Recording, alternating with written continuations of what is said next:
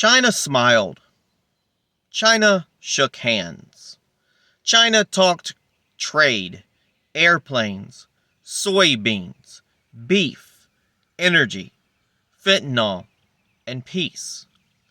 But somewhere behind the polished marble, the flags, the cameras, and the diplomatic theater, the snake still showed its fangs. President Trump's China trip delivered real wins for American workers, farmers, manufacturers, and energy producers, and China agreed to expand agricultural imports, restore market access for American beef, resume poultry imports for bird flu-free states, and move forward with major commercial commitments, including Boeing aircraft purchases. The White House also highlighted new trade and investment boards meant to keep both sides accountable. And that matters. But here is what also matters. Xi Jinping did not suddenly become Americans' friend. China did not suddenly become trustworthy. And diplomacy does not erase reality. President Trump used to read the snake on the campaign trail, and the warning was simple: you knew damn well I was a snake. And that is the lesson here. You can negotiate with China. You can trade with China. You can pressure China into concessions, but you better never forget what China is. So today we ask the question, did Trump just get China to smile while the snake still showed its fangs? Welcome back to Go Right with myself, Peter Boykin. I'm your Constitutionalist for Liberty. You can find more on GoRightNews.com and PeterBoykin.com, and you can check out our music side of the movement at GoRightMusic.com. Now, this is where we're going to look past the headlines. We're going to look past the stage photo ops, past the media spin, and ask the deeper question: what does this mean for our constitutional republic, for American workers, and for national security, and our future of liberty? And this China story matters because it is not just about trade. It is about power. It is about sovereignty. It is about whether Americans still know how to deal with a rival without pretending that rival is a friend. Remember, folks, when they left, you'll find out when they left, all the stuff they received from China went into a trash bin. Nothing got on the plane to leave. Now, President Trump's visit to China produced what many would call a classic Trump-style deal package. There was honey on the table for G or whatever. Yeah, Winnie the Pooh dude. There was honey on the table. China agreed to expand purchases of American farm products, including soybeans, beef, and poultry. That is a direct hit for American agriculture, especially farmers who have taken a beating every time Washington and Beijing enter another trade fight. The AP reported that China agreed to resume and increase agricultural imports, including beef, poultry, and soybeans, with the deal aimed at easing the pressure that trade tensions had placed on American farmers. There was also a major Boeing piece. The Financial Times reported that China pledged to purchase 200 Boeing aircraft to restore American beef market access and to help address supply chain and non-tariff trade concerns. Now, that is manufacturing. That is jobs. That is supply chain leverage. That is the kind of economic diplomacy that says America does not have to walk into the room weak, begging, or apologizing. But the energy angle also matters. The broader deal included movement on U.S. energy exports, including oil and liquefied natural gas. That is important because energy is not just a commodity. Energy is national security. When America sells energy, America projects power. When America produces energy, America protects itself from foreign blackmail. Then there is fentanyl. which is not energy that we want. The overdose crisis has ravaged families across the country, from major cities to small towns, from border states to right here in my area, places like North Carolina. Preliminary data shows that overdose deaths fell again in 2025, landing around 70,000, down about 14% from the year before. That is good news, but it is not a victory lap. That is still 70,000 families shattered. Now, part of the China conversation includes precursor chemicals used in the fentanyl supply chain. Any serious crackdown for Beijing should be welcomed, but it should be verified. Promises from China are not policy until they are enforced, and enforcement is not real until Americans see the results on the streets. So there's always promise, but do we get the delivery? And that's where the constitutional principle comes in. A government's first duty is to protect the rights, lives, borders, and security of its own citizens, not the feelings of foreign regimes, not the profits of global corporations, not the applause of international institutions. The American government exists to serve the American people. But then came the vinegar. Xi reportedly made Taiwan a central point, warning that mishandling Taiwan could push the two countries towards clashes and conflict. Now, that's not a small deal. Taiwan is not just another island on the map. Taiwan is a flashpoint in the global balance of power, a major technology hub, and a test of whether free societies can resist authoritarian pressure. Now, Fox News reported on Xi's warning over Taiwan during the Trump-Xi meeting. And then there is the Secret Service standoff.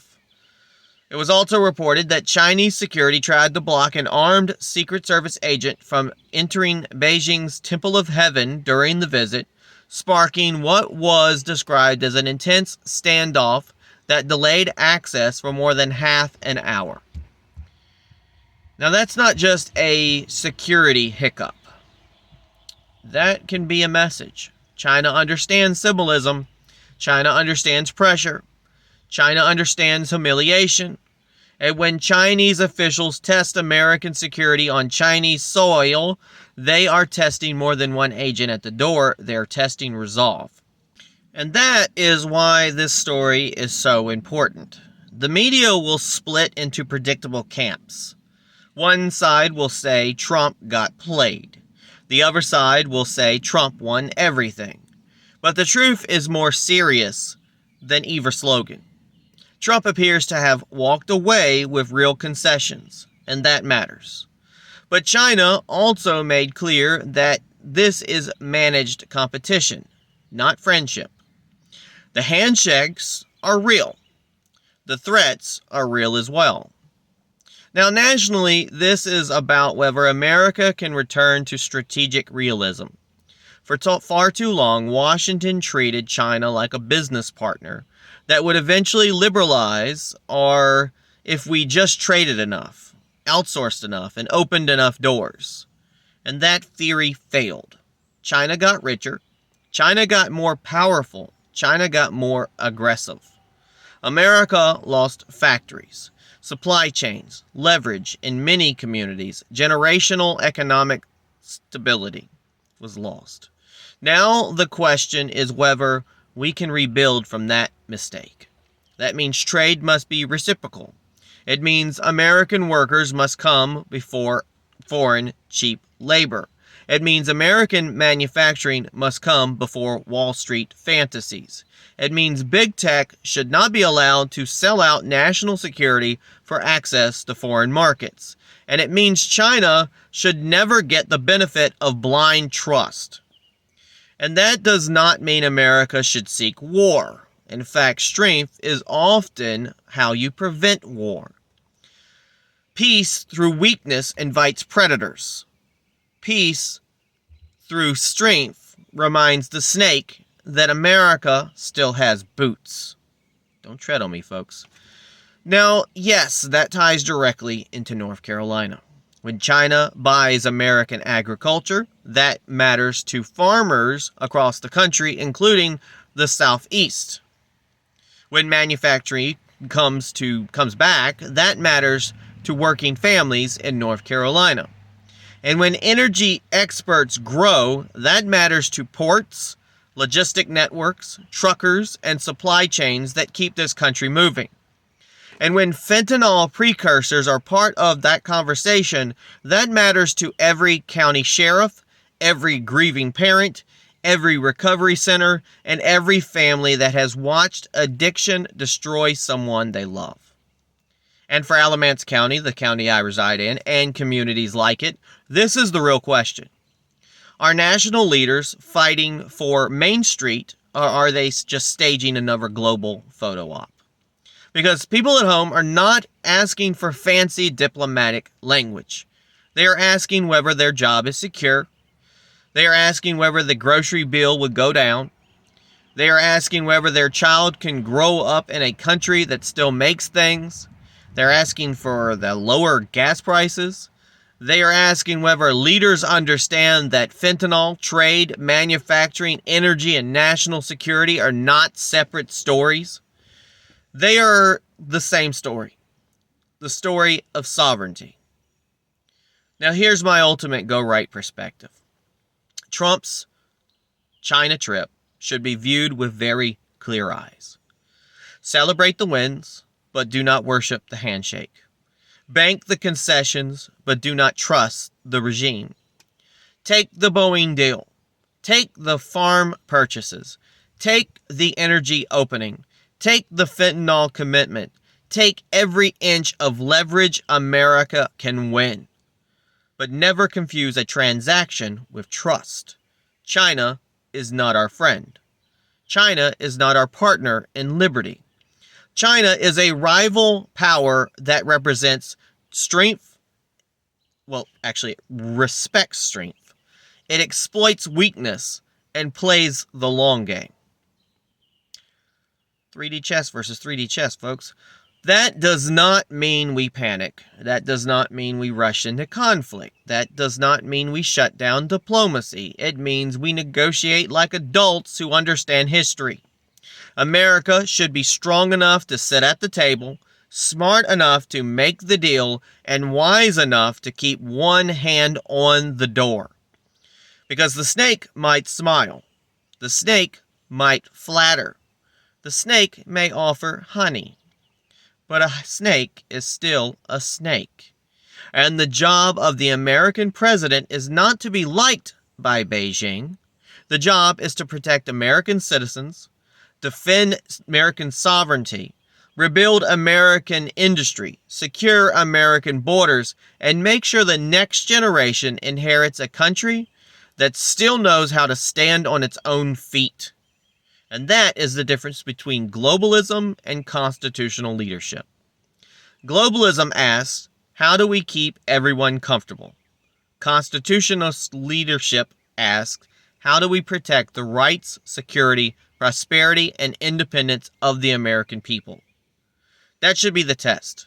Not the photo op, not the headlines, not the smiles. The test is simple. Did America get stronger? Did American workers get a better deal? Did American families get more security?